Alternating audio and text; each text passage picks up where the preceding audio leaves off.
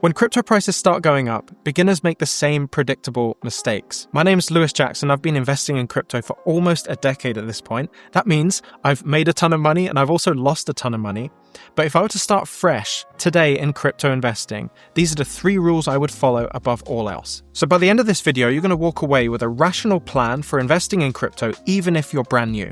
Because the thing is about crypto is that people buy at the wrong times. It's almost like it's human nature to do so. And that all happens because people get emotional from all the headlines and the sensationalism or different content creators that you see online. And the thing is, if you combine those headlines and the sensationalism with a lack of a framework to make good decisions, you're destined to fail. And this is actually what most people do. And that's how the majority of people actually lose money, even when the prices are going up, which is mind-blowing. So by the end of this video, you're going to have a structure for when you should be buying crypto, how to control your emotions, and you're also going to walk away with a simple framework for researching the best cryptos to buy with the maximum upside. So rule number 1 is BNT, and it stands for Blockchain Necessity Test. And it's really a simple question that when the time comes for you to be considering buying a cryptocurrency or investing in a project, does that project have the potential to grow? And ultimately, what we're all here for, can it make me some money? Basically, it's a question for you to qualify buying opportunities.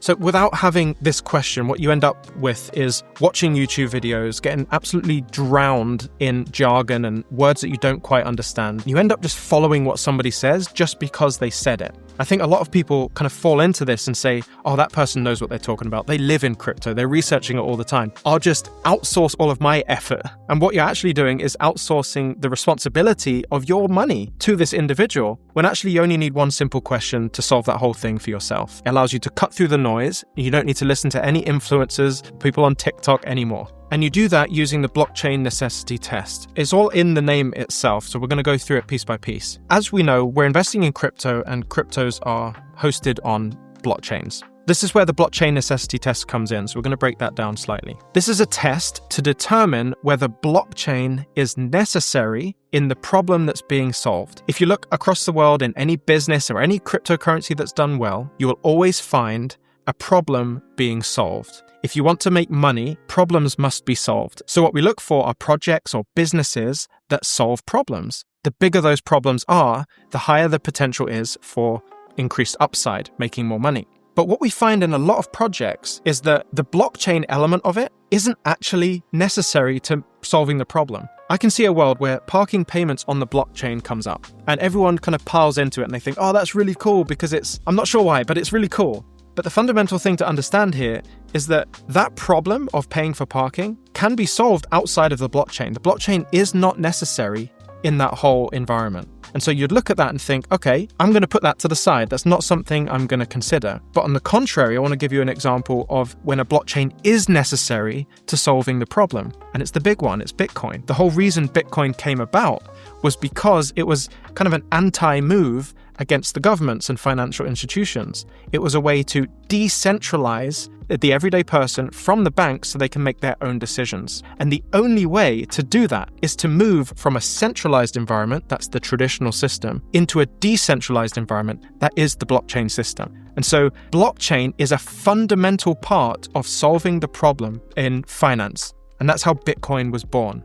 So you really want to look for that. Is the blockchain necessary in the project that I'm looking to invest in? If it's not, disregard it. If it is necessary, that's what we're looking for. These are where the opportunities lay.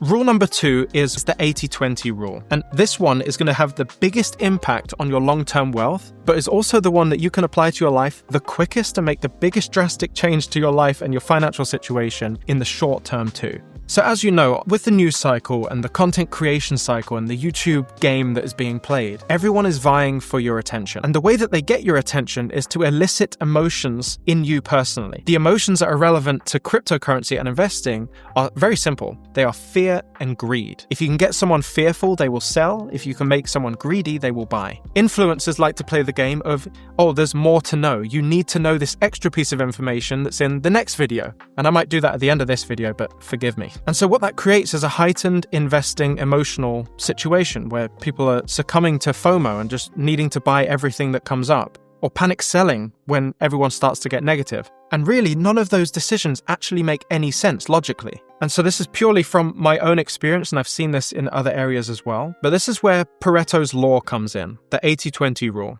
And it's the whole idea that you can put 20% of effort into something and have 80% of the total results from that 20%. You can use it in business where you could basically say 80% of my revenue comes from 20% of my clients. And in cryptocurrency as well, 20% of the knowledge that you attain, however you attain it from videos or books or whatever, will contribute to 80% of the money you make. And so what you find is that when you get in the cycle of FOMO and watching every video and feeling like there's this void of knowledge that you have to fill, what you're doing in reality is chasing the 80% extra of knowledge. You already have 20. You're chasing the 80% extra knowledge only to achieve 20% extra results. This is called the law of diminishing returns. And at a certain point, there's an inflection where it doesn't make any sense to continue putting this effort in. And you know the effort involved in crypto, the research, the emotional strain of it all.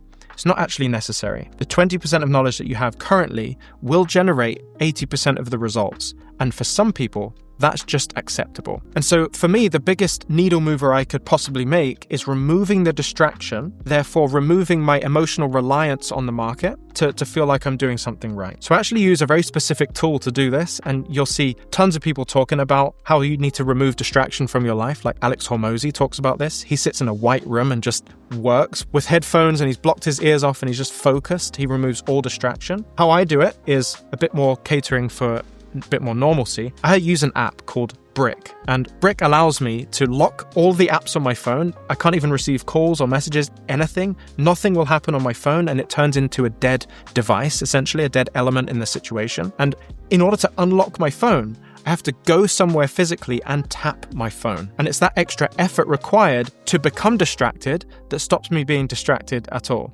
allowing me to get that 20% of knowledge that I need to get 80% of the results and move on.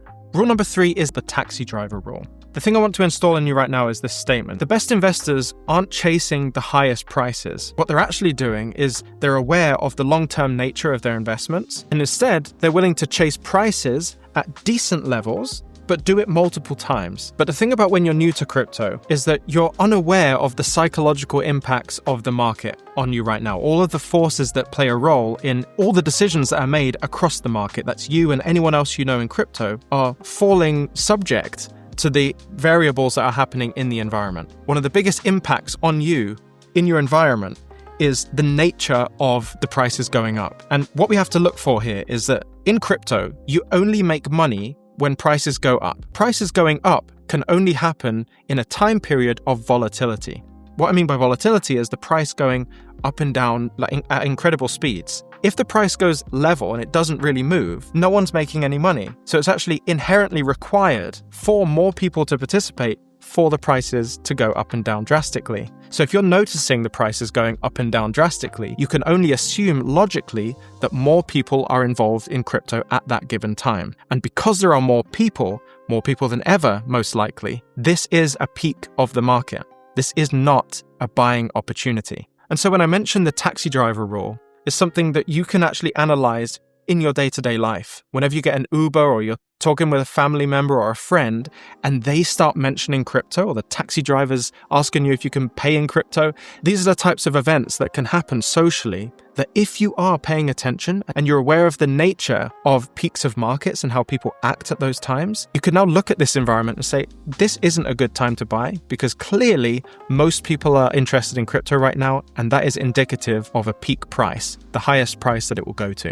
And if we're honest, if you zoom out on a crypto chart, really what you see is very clear. There are clear buying opportunities when the prices have gone down for a prolonged period of time, and there are clear selling opportunities when prices have gone up over a period of time as well. It's actually very clear.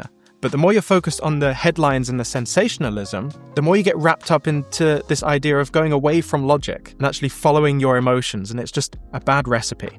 So as of the time of recording this video, all of the optimal buying opportunities are in fact gone. But now you understand the concept of this, you can determine that for yourself. Apply the taxi driver rule and you'll be really well informed about where we are in the market cycles. If you found this video useful, you might also be interested in hearing about me talk about the one asset I think everyone needs to have in their portfolio and all of my reasons why. I explain it in just 19 minutes and you can click that video right here.